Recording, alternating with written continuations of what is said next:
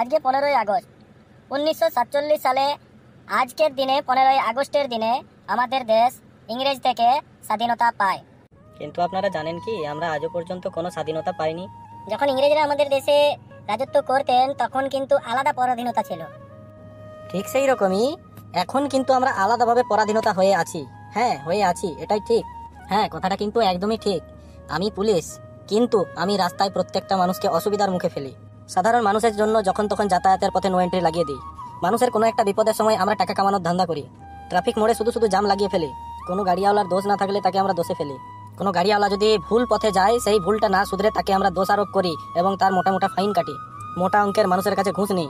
মানুষ যেভাবে ভাবনা চিন্তাও করতে পারবে না সেই কাজগুলো আমরা করে সেই মানুষগুলোর কাছ থেকেই, সাধারণ মানুষগুলোর কাছ থেকে আমরা টাকা আদায় করি। নেতা মন্ত্রীর পেছন চাটি এবং পায়ে তেল দিয়ে চলি আমরা, তাই আমাদের নাম পুলিশ।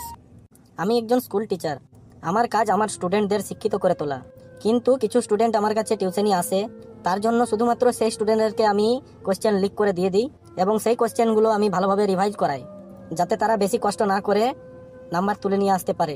পরীক্ষায় যেন এক চান্সেই পাস হয়ে যায় এবং আমি কোনো কষ্ট না করেই তার ফল পেয়ে যাই।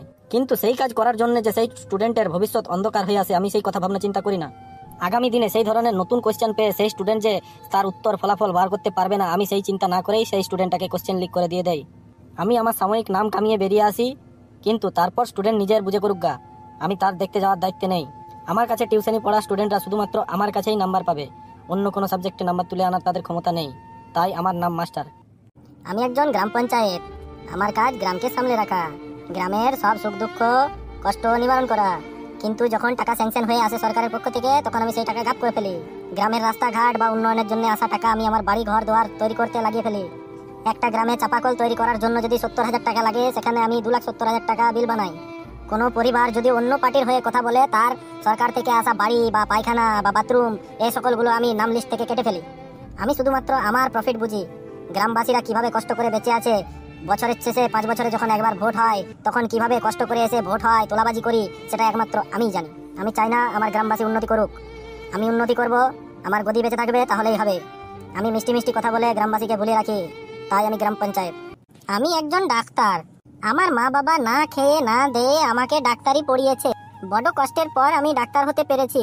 তাই আজকের দিনে আমি একটা রোগীকে 10টা রোগ ধরিয়ে আমি মোটা অঙ্কের ওষুধ লাগাই। একজন প্রেগনেন্ট মহিলার যদি নর্মাল বাচ্চা হওয়ার থাকে, তাও আমি সিজার করে মোটা অঙ্কের টাকা ছাপি। আমার কাছে জ্বর জ্বালা নিয়ে আসা পেশেন্টকে আমি 3 রকম 4 রকম 5 রকম ওষুধ লিখে দিই, যেন আমার সেলিংটা বাড়ে। এটা সেটা শুধুই ভিটামিন লিখে দিই। যে ওষুধের কোনো প্রয়োজন নেই সেই ওষুধ শুদ্ধ আমি খেতে বলি। আবার এমনও কিছু ওষুধ লিখে দিই যেন পরবর্তীকালে তার শরীর আবার অসুস্থ হয়। আবার জানেন, কিছু কিছু পেশেন্টকে এমন পরীক্ষা করাতে বলি যেন তার জমি জায়গা সব চলে যায়। আমি এক একটা অপারেশনের প্রায় 60 থেকে 80,000 বা 1 থেকে 2 লক্ষ টাকা পর্যন্ত চার্জ করে থাকি। আমার মা বাবা অনেক কষ্ট করে আমাকে ডাক্তারি পড়িয়েছে। আমি এসেছি শুধুমাত্র আমার পেশেন্টদের লোটার জন্য, তাই আজ আমি ডাক্তার। আর আমরা হলাম সাধারণ মানুষ। আমরা শুধুমাত্র কষ্ট করে মরতে থাকি। আমাদের জীবনের দাম এই বড় মানুষগুলোর কাছে কিছু না। একটা ইন্টারভিউ দেওয়ার পরেও 5 থেকে 10 লক্ষ টাকা ঘুষ লাগে। ওই জন্যই আগেকার মানুষরা বেশিরভাগই বেকার। তার জন্যই তো আমরা এখনো পর্যন্ত চাকরি বাকরি পাইও নি, আর আমাদের ছেলেদের আশাও করি না চাকরি বাকরি।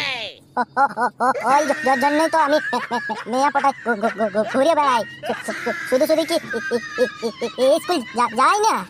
বন্ধুরা, এই ভিডিওটা কিন্তু কোনো ব্যক্তি বা বস্তুকে টার্গেট করে বানানো ভিডিও না। এটা আমাদের একটা উদ্দেশ্য, যেটা আমরা সবার সামনে তুলে ধরার চেষ্টা করছি, যেন আগামী দিনে কেউ এই ধরনের কাজ কারবার করে নিজেকে একটা সরকারি পদে খুব একটা লায়ক বলে যেন না পরিচয় দেয়। তাই কিন্তু এই ভিডিওটা বানানো। তবে রাগ করবেন না, কোনো অভিমান রাখবেন না মনে। আগামী দিনে আরো ভালো ভালো ভিডিও আনতে চলেছি আমরা। হ্যাঁ, এই চ্যানেলটা শুধুমাত্র মানুষকে হাসানোর জন্য বানানো হয়েছে, ঠিক আছে? তাহলে গাড়ি খুলে হাসো, শুধু বেশি ভাবনা চিন্তা করো না। তুমি আরো কিছু হও, পুলিশ হও, ডাক্তার হও, প্রিন্সিপাল হও, আরো কিছু হও, কিন্তু রাগঝাল যেন করিও না, ঠিক আছে বাবা? আর দেখো, আমাদের মতন বেইমান হইও না, সমাজের জন্য ভাবনা চিন্তা করো। হতে পারে এই চ্যানেলটা সমাজের হিতে লয়, কিছু খারাপ ভাষার ব্যবহার করা হয়েছে, তবে হ্যাঁ এইটা মনে রাখবে যে এটা মাত্র একটা কার্টুন চ্যানেল, যেটা সমাজের চোখ খোলার জন্য বানানো হয়েছে। আমাদের থেকে হয়তো 2-4টা গালিগালাজ শিখতে পারবে, পিএইচডি করতে পারবে, কিন্তু আমরা কারুর ক্ষতি বাবা করতে যাব নাই। অতএব সাবস্ক্রাইব করে রাখবে চ্যানেলটা। এই মারি ভাইটা বললো সাবস্ক্রাইব করে রাখবে চ্যানেলটা।